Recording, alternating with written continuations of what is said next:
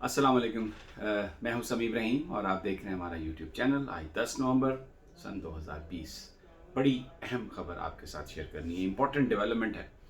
कराची में जो वाक़या हुआ था आईजी सिंध के हवाले से, जब मरीम नवाज़ और कैप्टन सफदर की गिरफ़्तारी हुई थी और मरीम नवाज़ ने ये कहा था कि उनके कमरे का दरवाज़ा तोड़कर उन्हें वहाँ से गिरफ़्तार किया और ये सब कुछ चादर और चार दीवारी का जो तकद्दस है उसकी नफ़ी करता है। और फिर ये बाद में एक बड़ा इशू हुआ था।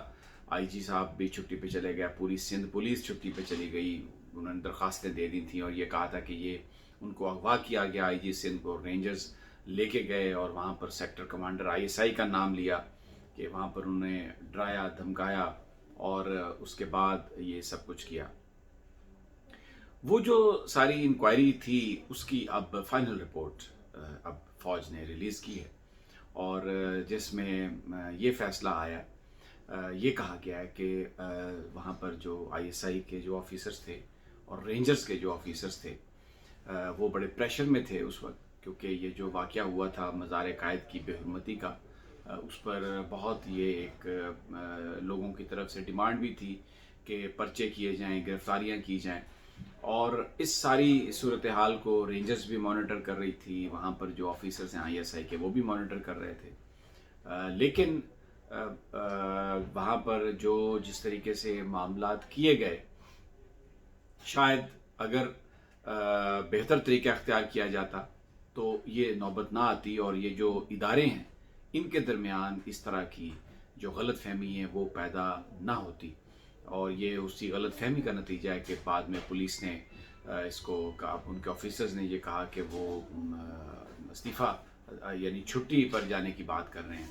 और फिर आईजी के साथ और बिलावल भुट्टो के साथ जनरल कमर जावेद बाजवा ने टेलीफोन पर उन्हें बात करना पड़ी। तो अब उस इंक्वायरी के नतीजे में जो आईएसआई के जो ऑफिसर्स थे और जो रेंजर्स के ऑफिसर्स थे उनको हटा दिया गया, उनको सस्पेंड कर दिया गया।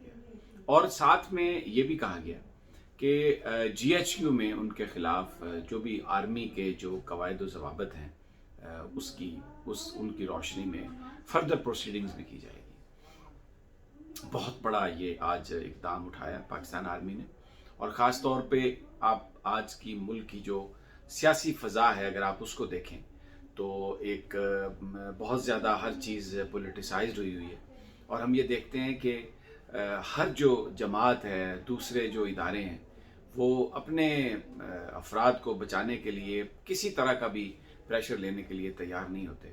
बल्कि मैं अगर आपसे ये कहूँ गलत नहीं होगा कि जो इस वक्त जो पाकिस्तान की सियासी जमातें हैं, अगर हम देखें वो कोई भी जो जमात है उसका जो कायद है उसके बारे में कोई बात नहीं सुनी जाती।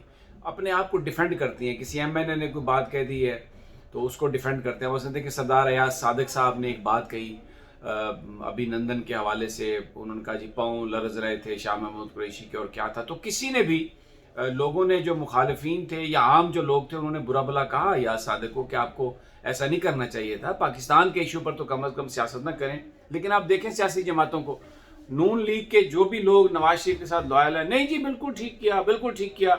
वो मौलाना फजलुर रहमान ने कहा, मैं कहता हूँ जी कि ये 2 कदम आगे निकल आना चाहिए था और इससे शायद का कानाबासी को। तो ये हम देखते हैं कि किसी भी जो इस वक्त जो इदारे के लोग हैं वो इस बात से कतई नज़र के बात सही है या गलत है, वो अपने लोगों को डिफेंड करते हैं। ये हमने देखा पाकिस्तान की आर्मी ने, जनरल कमर जावेद बाजवा ने एक इंक्वायरी करवाई है और उस इंक्वायरी के नतीजे में ये पता चला है कि जी वो लोग अगर बेहतर एक्ट करते तो ये इदारों के दरमियान गलतफहमी नहीं पैदा होती। यानी उन्होंने अपने शायद जो कुछ भी उनके पास ऑप्शंस थी उस ऑप्शन का इस्तेमाल जिस अंदाज में किया वो दुरुस्त नहीं था। और इस चीज़ को पाकिस्तान की जो आर्मी चीफ की तरफ से जो कोर्ट ऑफ इंक्वायरी थी उन्होंने इस बात को तहरीर किया। अब देखें इंक्वायरी करने वाले जो ऑफिसर्स थे वो भी पाकिस्तान फौज के थे और उस इंक्वायरी बोर्ड ने कोई किसी तरह की फेवर नहीं दी और ये रिपोर्ट दे दी कि जनाब आईएसआई के जो लोग थे और जो रेंजर्स के लोग हैं वो अगर इस तरीके से ना करते बेहतर अंदाज में इस चीज़ को हैंडल कर सकते थे। तो और उनके इन कामों की वजह से इदारों के दरमियान गलतफहमी पैदा हुई। تو ان کو آرمی چیف نے ریموو کر دیا. کسی کو بچانے کی کوشش نہیں کی. مجھے بتائیں آج پیپلز پارٹی ہو, نون لیگ ہو, کوئی اور جمعیت علماء اسلام ہو, یا کوئی اور یہ جو بیوروکریٹس ہیں کسی ادارے میں دیکھ لیں, پولیس والوں کو دیکھ لیں آپ, یہ آج تک انہوں نے کبھی اپنے کسی پیٹی بھائی کے بارے میں کوئی ایسی رپورٹ دی ہے؟ کسی انکوائری میں یہ بتایا کہ ہاں جناب وہ ملوث ہے؟ ہمیشہ انہوں نے اپنے ہر بندے کو بچانے کی کوشش کی. میں اور تو چھوڑیں, میں آپ کو بتاؤں, آپ یہ دیکھیں وکیل ہیں, یہ مارتے ہیں.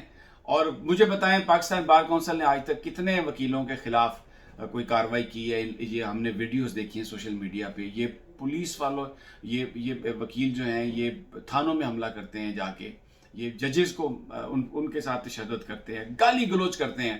کبھی کسی نے اپنے, کیوں؟ اس لیے کہ ان کے مفادات وابستہ ہوتے ہیں. ان تمام لوگوں نے حمایت لینی ہوتی ہے, ووٹ لینے ہوتے ہیں, الیکشن جیتنے ہوتے ہیں, یا ان کے مفادات ان کے ساتھ ملے ہوئے ہوتے ہیں. اس لیے کبھی بھی کسی کے حوالے سے یہ ایسی رپورٹ نہیں دیتے کہ جس میں ان کے اپنے کسی ساتھی کا پر جرم جو ہے وہ ثابت ہو. لیکن آپ دیکھیں پاکستان کی فوج کے اندر جو اکاؤنٹیبلٹی کا سسٹم ہے, آپ اس کو دیکھیں. آئی ایس آئی کے لوگ تھے اور رینجرز کے لوگ تھے. رینجرز کی کتنی قربانی ہے, کتنا امن انہوں نے قائم کراچی میں کرنے کے لیے اپنا خون انہوں نے بہایا ہے, اور پولیس نے بھی اس حوالے سے قربانیاں دی ہیں. سب قابل قدر ہیں, لیکن انہوں نے اپنے ان آفیسرز کو بچانے کے لیے یہ نہیں کہا کہ جی بالکل یہ جو کچھ بھی ہوا یہ صحیح ہوا اور کسی طرح کی کوئی کارروائی نہیں ہونی چاہیے. فوج نے یہ ثابت کر دیا کہ ان کے اندر جو سزا جزا کا نظام ہے اس ادارے کے اندر وہ فنکشنل ہے, وہ کام کر رہا ہے اور کام کرتا رہے گا. اس بات سے قطع نظر کہ کیا اس کے نتائج ہو سکتے ہیں. ابھی اس وقت دیکھیں نا, شادیانے بجائے گی مسلم لیگ نون. ہم نہیں کہتے تھے کہ جی یہ انوالومنٹ ہوتی ہے ان کی, اور ہم نہیں کہتے تھے کہ جناب یہ ان کا جو کردار ہے اس کو کم کیا جائے. اور بلاول بھٹو بھی یہ کہیں گے, سید مراد علی شاہ صاحب بھی کہیں گے کہ دیکھیں جناب یہ تو ہماری بات سچ ثابت ہوئی ہے, اور ہم جو کہہ رہے تھے کہ یہ بڑا انہوں نے غلط کیا.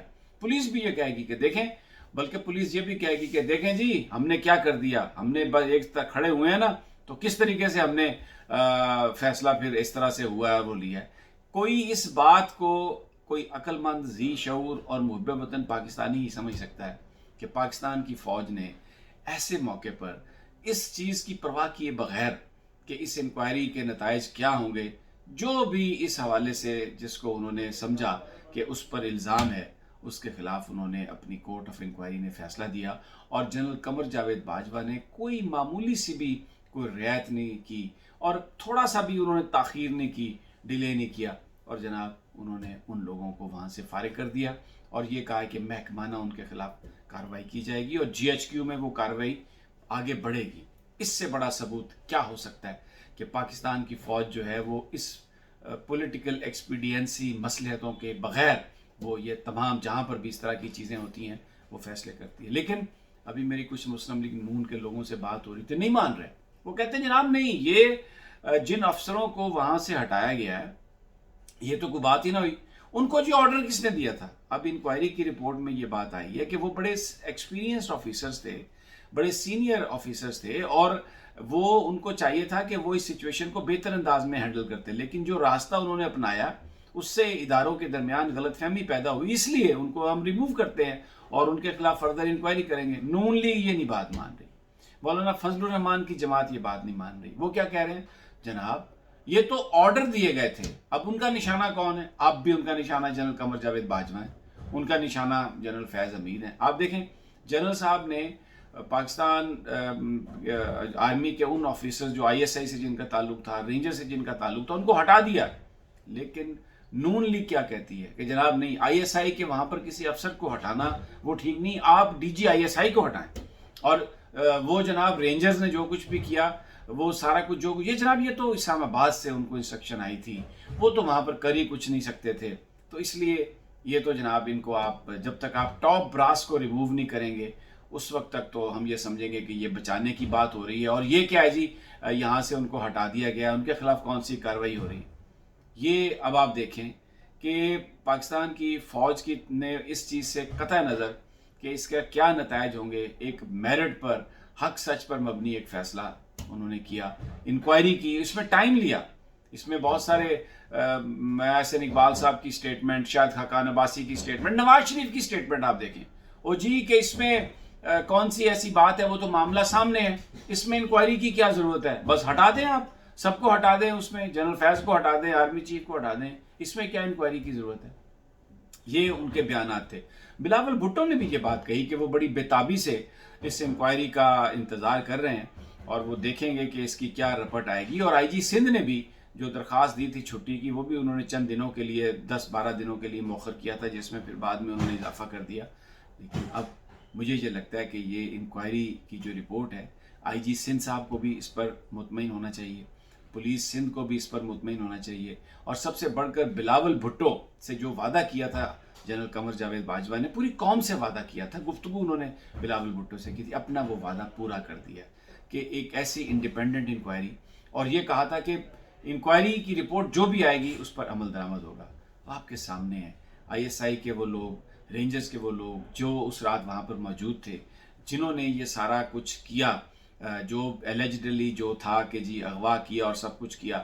بہرحال ایک بات تو طے ہے کہ کورٹ آف جو انکوائری تھی اس نے یہ بات ڈٹرمن کی کہ شاید انہوں نے اپنے اختیارات سے تجاوز کیا، جو راستہ انہوں نے اختیار کیا وہ راستہ انہیں اختیار نہیں کرنا چاہیے تھا، اور اس کی انہیں ریکمنڈیشن انہوں نے کر کے دی کہ جناب یہ انہوں نے کام کیا، تو آرمی چیف نے ان کو ہٹا دیا، اور ساتھ میں یہی کہا کہ جی ایچ کیو میں ان کے خلاف فردر جو ہے، جو بھی قانون ہے اس کے تحت کارروائی کی جائے گی۔ تو مجھے لگتا ہے کہ میرا خیال ہے کہ بلاول بھٹو کو، پیپلز پارٹی کو بھی اس پر مطمئن ہونا چاہیے، سندھ پولیس کو بھی، اصولی طور پر تو نون لیگ کو بھی مطمئن ہونا چاہیے، لیکن ان کی جو تنقید ہے وہ کوئی میرٹ پر نہیں ہے، پاکستان کی فوج پر جو تنقید ہے وہ تو جو آئی ایس آئی کے سربراہ اور پاکستان فوج کے جو سربراہ ہیں اس سے وہ استعفیٰ لینا چاہتے ہیں۔ ماضی میں بھی ہر جرنیل سے وہ لڑے ہیں اور ابھی بھی اسی چیز پر چل رہے ہیں، اور پھر ڈیفینیٹلی اب خدا جانے کہ کیوں یہ سب کچھ کر رہے ہیں۔ قادر بلوچ صاحب نے کہا کہ یہ معلوم کرنا چاہیے کہ نواز شریف صاحب کس کے پے رول پر ہیں۔ بہرحال یہ تازہ ترین تھی جو میں نے آپ کے ساتھ شیئر کی، انشاءاللہ جیسے ہی کوئی نئی انفارمیشن اس حوالے سے آتی ہے آپ کے ساتھ شیئر کرتا ہوں۔ تب تک اجازت دیجیے، اللہ نگہبان۔